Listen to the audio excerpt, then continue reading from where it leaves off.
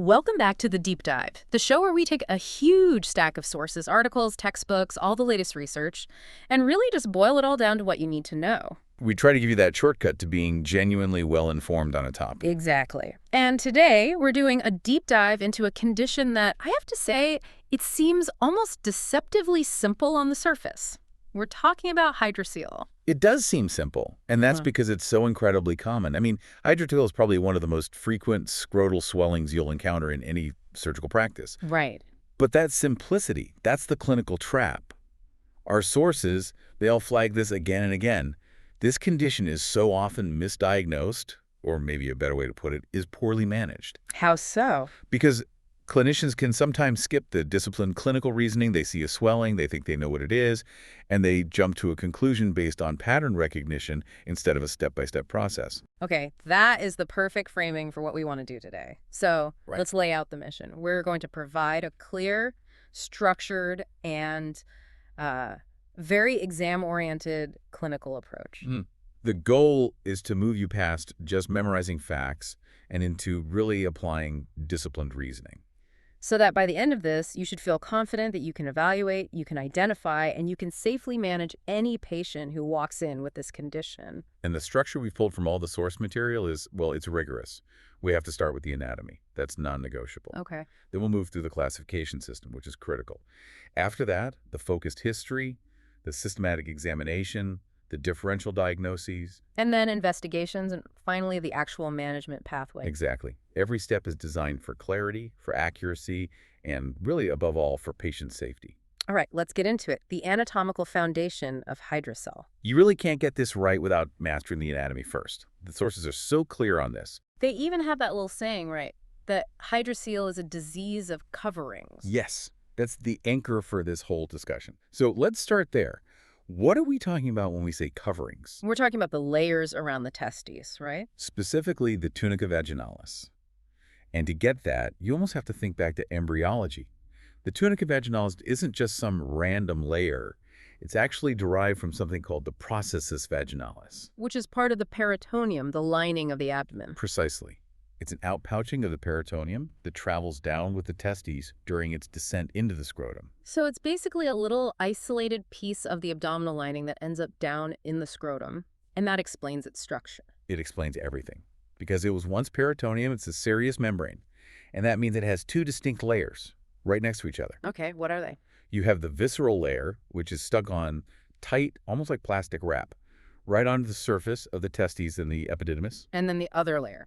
And then you have the parietal layer, which is the outer layer. It lines the inside of the scrotal sac itself. I think an analogy really helps here.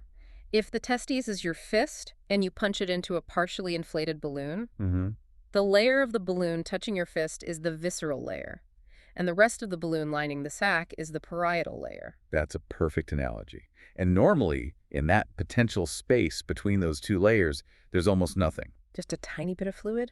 Tiny bit of cerebral fluid. Maybe a few milliliters at most. It's just for lubrication, so the testes can move a little without friction. The problem starts when that balance gets thrown off. When you get too much fluid building up in that space. Exactly. Either too much is produced or not enough is absorbed. And that's when you cross from normal physiology into pathology. Okay, so let's put a formal definition on it then. Based on that anatomy, what is a hydrocele? A hydrocele is simply an abnormal collection of cerebral fluid within that tunica vaginalis space. And it can also happen along the spermatic cord, right? Yes, and we need to include that. Collections can also happen along the remnants of the cord. Those are special types. But the key is that abnormal buildup of clear, yellowish serous fluid.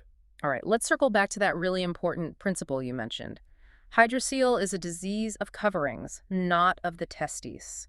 Why is that so critical for a clinician to burn into their brain? It's everything. Yeah. It completely dictates your thinking about prognosis and how urgently you need to act. How so? Well, if what you're dealing with is a primary hydrocele, an idiopathic one, the problem is truly just with the covering, with the tunica vaginalis. So the testis itself is fine? The testis is perfectly fine. It's just being squashed or displaced by the fluid, but its structure and its function are normal. And that means the prognosis is excellent. Management is usually just an elective surgery to relieve the symptoms. But the flip side of that coin is where the danger lies. The flip side is everything. If you have a secondary hydrocele, that fluid is just a symptom. It's a reactive effusion. The real problem is in the underlying testes or the structures around it. Like a tumor or an infection. Exactly. A testicular tumor, a bad infection like epididymolysis, or even trauma. In those cases, the fluid is a big red flag. The disease is not the fluid. The disease is what's causing the fluid. So it forces you to think differently. You have to look past the swelling. You have to be aggressive. You have to actively look for the underlying cause to make sure the testis is healthy. That one principle, is the covering the problem, or is it just reacting to a deeper problem? That's the difference between a good outcome and, frankly, a life-threatening delay in care. That makes perfect sense. Okay, so with that foundation, let's move on to classification. The sources are really insistent on this. You have to classify it before you can manage it. You absolutely have to. You can't even start talking about treatment until you know which type you're dealing with. Because the treatments are so different for each type. They're polar opposites in some cases. You wouldn't observe a secondary hydrocele that might be caused by a tumor, and you wouldn't rush to operate on a congenital one in a baby that might just go away on its own. The classification puts you on the right track. Let's start with type 1 then. Congenital hydrocele. Okay, so congenital hydroceles, this is the world of pediatrics. The entire mechanism comes down to a patent processus vaginalis, or a PPV. That tube that connects the abdomen to the scrotum. Right. That little channel is supposed to close off completely after the testes descends. In these kids, it doesn't. It stays open, even just a tiny bit, so it creates a conduit. A direct line from the abdominal cavity down to the scrotum. Exactly. So it's not a problem of the scrotum making too much fluid. It's an issue of fluid getting access from the abdomen. Peritoneal fluid just trickles down that open channel and collects in the tunica vaginalis. And that leads to a really important clinical point, doesn't it? If fluid can get down, so can other things. That is the critical association. Yeah. The same anatomical defect can allow a loop of bowel or some momentum to slip down. So a congenital hydrocele is very strongly associated with an inguinal hernia. You have to evaluate for both. Okay, let's move into the adult world. Type 2, primary or idiopathic vaginal hydrocele? This is the classic, most common type we see in adults, usually in middle-aged or older men. And the key word is idiopathic. We don't know the exact cause. And what's the working theory? The main hypothesis is that it's a simple imbalance. The parietal layer of the tunica just isn't absorbing the normal amount of fluid that the visceral layer produces. It's a failure of drainage, basically. And these are the ones that grow really slowly. Very slowly, over months or even years. And critically, they are painless. That painlessness is a diagnostic signature. The tissues just stretch gradually without that acute inflammation that causes real pain. Got it. Now for the one that sets off all the alarm bells. Type 3, secondary hydrocele. Right. This is where you have to put on your detective hat. Secondary hydroceles demand high-alert clinical thinking. The fluid is just a reaction. It's a symptom, not the disease. And you said we have to rule out 4 main causes here. 4 critical causes, yes. The first 2 are trauma and infection. Trauma seems pretty straightforward. It is. A direct blow to the scrotum causes inflammation, the capillaries leak, and you get a fluid collection. Infection is usually epididymolysis, Which is inflammation of the epididymis and the testes. often from an ascending UTI or an STI. It irritates everything down there. And the tunica reacts by producing a ton of fluid. The key for both of these is the speed. They cause a rapid onset swelling. Unlike the slow growth of the primary type. Exactly. It's a huge clue. Okay, and what about the other 2 causes, the really serious ones? Malignancy and, well, parasites. A testicular tumor, even a tiny one, can irritate the tunica and cause a secondary hydrocele. The fluid might be the only thing the patient notices, and it can actually hide the small tumor underneath. So you have to treat it as guilty until proven innocent. 100%. Any unexplained secondary hydrocele in an adult, you have to assume there might be a tumor hiding until you've proven otherwise.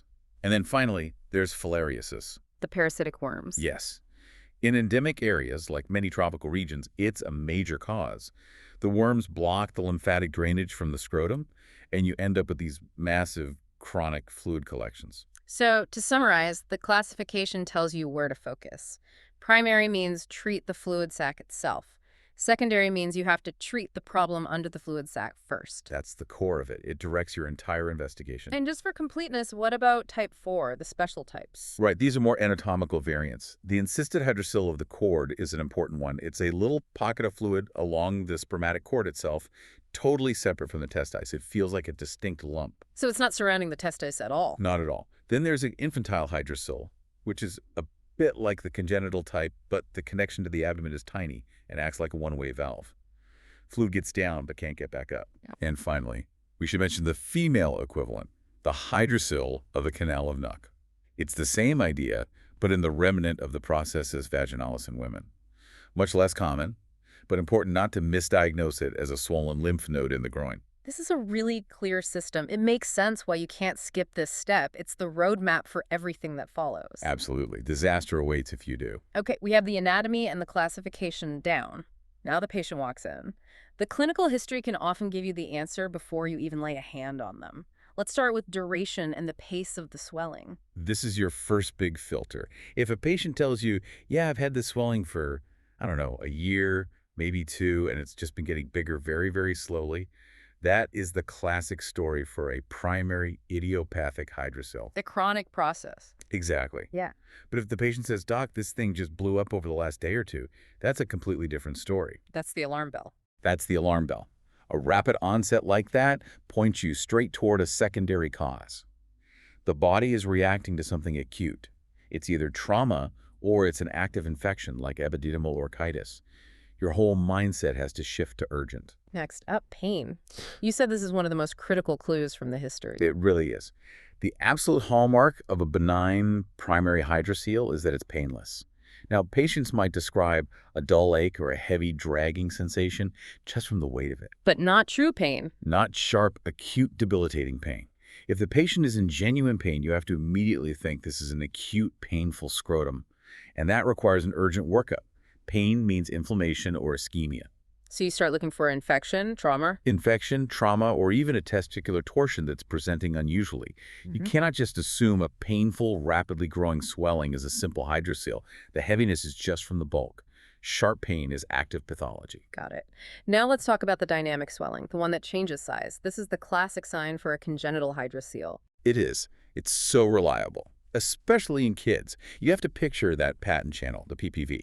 When the child is upright, running around crying, anything that increases their intra-abdominal pressure, it forces peritoneal fluid down that channel. And gravity helps it along. Gravity helps, and the sac fills up. But then at night, when they're lying down? When they're lying flat, the pressure gradient reverses. Gravity isn't a factor anymore. And that fluid can slowly drain right back up into the abdomen through that same little channel. So the parents will tell you it's much bigger in the evening than it is in the morning. That's the classic history. It's almost pathognomonic. If you hear that story, you are dealing with a communicating hydrocele or an inguinoscrotal hernia. I remember reading one of the sources gave this great visual for it. They said in a child it can be the size of a plum at dinner, but a raisin at breakfast. That's a perfect way to remember it. It's unforgettable. The positional change is what drives the whole thing. Okay, so beyond the local symptoms, we absolutely have to ask about systemic symptoms to catch those secondary causes. Systematically, you have to ask about signs of infection. Has there been any fever? Any chills? That points you right toward epididymal orchitis. And urinary symptoms, too. Yes, you have to ask. Any pain with urination, what we call dysuria, going more frequently, any discharge. Those suggest a UTI or an STI that has ascended and is now causing the scrotal inflammation. And obviously, you ask about trauma. Always, even if it seems minor. And critically, you have to screen for epidemiological risk. Have they traveled to or lived in an area where filariasis is common? Getting that travel history is vital. Finally, just to round out the history, age acts as a great filter here. It really narrows things down. If your patient is an infant under 2 years old, your default diagnosis is a congenital hydrocele, and that tells you to observe first. And in an adult. In an adult or an adolescent, you're trying to differentiate between a primary idiopathic one and a secondary one. So that forces you to be on high alert, looking for those red flags for tumor or infection. Age is a really powerful first cut. Okay, history gives us a strong suspicion. Now the physical exam, this is where we confirm it. And the sources all say the same thing. Be systematic, be gentle, and don't just examine the scrotum. That's right. You start with inspection, just look. What's the size? Is it symmetrical? Is the skin over it red or shiny and tight? That would suggest acute inflammation, which is not what you see in a simple primary hydrocele. You're also looking for visible veins, right? Yes, which could point toward a varicocele, one of our key differentials. All right, now for palpation. This is where we get the most important information. And the first maneuver is trying to get above the swelling. Why is that single step so important? It is the single most important step to differentiate a purely scrotal mass from an inguinoscrotal mass, basically, a big hernia that has come down into the scrotum. So what are you doing? You're gently trying to feel the spermatic cord and see if you can get your fingers around the very top border of the swelling. If you can, you've confirmed the mass is contained entirely within the scrotum. And if you can't get above it? If you can't get your fingers above it, it means the mass extends up into the inguinal canal. And that makes a large inguinoscrotal hernia your #1 diagnosis. That's a really powerful maneuver. So once you've established it's a scrotal mass, you move on to its characteristics. Right. And a classic primary hydrocele has a very specific feel. It should be smooth, no lumps or bumps. It should feel fluctuant, that sort of water balloon feeling. And critically, it should be non-tender. And any deviation from that is a red flag. A huge red flag. If it feels hard or lumpy, or if the patient jumps when you touch it, you have to immediately think about something else. Malignancy, a hematocele, which is clotted blood, or a bad infection. Now, for what might be the most definitive physical finding of all, testis palpability. This is often the clincher. In a typical vaginal hydrocele, the fluid completely surrounds the testis. It pushes it away from your examining fingers. So what you're feeling is the fluid-filled sac, and you can't feel the testi separately. It's just lost in the fluid. It's lost in the fluid. Usually it gets pushed to the back and the bottom of the sac. And this brings us to the other great clinical aphorism. If you cannot feel the testis, think hydrocele. It's an indispensable rule, because if you can feel a normal, firm testes that's separate from the swelling, you're probably not dealing with a simple vaginal hydrocele. What would you be dealing with then? You might be feeling an epididymal cyst, which sits next to the testes, or an encysted hydrocele of the cord, which is above it. The point is, feeling the testes separately makes you rethink your diagnosis. Okay, let's talk about the transillumination test. This is the classic aha moment. It really can be. Yeah. But you have to do it correctly. You need a dark room and a bright, focused light source, like a pen light. And you just shine it through the scrotum? You press it right up against one side of the scrotal sac. Now, serous fluid is translucent. It's clear. So if it is a simple hydrocele, that light will pass right through the fluid, and the whole mass will light up with this brilliant, uniform red or orange glow. That's a positive transillumination? That's a positive test. It confirms the mass is fluid-filled. And what's the contrast? What happens if it's a tumor?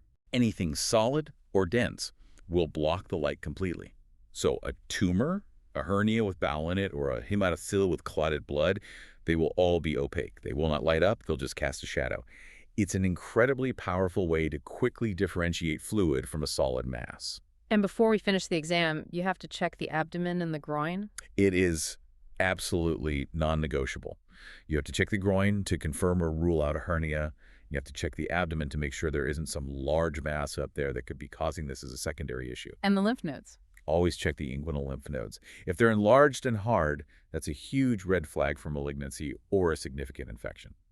Okay, so the history and exam have pointed us strongly toward a diagnosis, but we still have to consider the differentials. What's on that list? The list you have to know for any scrotal swelling is testicular tumor, epididymal cyst, varicocele, inguinal hernia, and hematocele. Let's use our two big physical findings to filter that list down.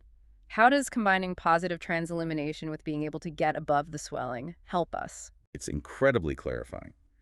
First, a positive transillumination takes all the solid things off the table. So, goodbye testicular tumor, goodbye clotted hematocele. You're just left with clear, fluid-filled things. Exactly. Then, if you can get above the swelling, you've ruled out a big inguinoscrotal hernia. So once you've done those two things, what are you left with? A simple vaginal hydrocele or maybe an epididymal cyst? Or an encysted hydrocele of the cord. Your differential list just got very, very short. Okay, so let's differentiate those. A hydrocele versus an epididymal cyst. They both transilluminate. What's the key difference on exam? Testis palpability. With big hydrocele, the testis is lost.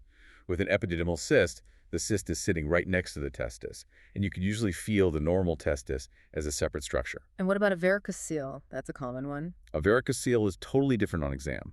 First, it won't transilluminate. It's full of blood, not clear fluid. Second, the classic feel is that bag of worms sensation on palpation. And it changes with position, right? Right.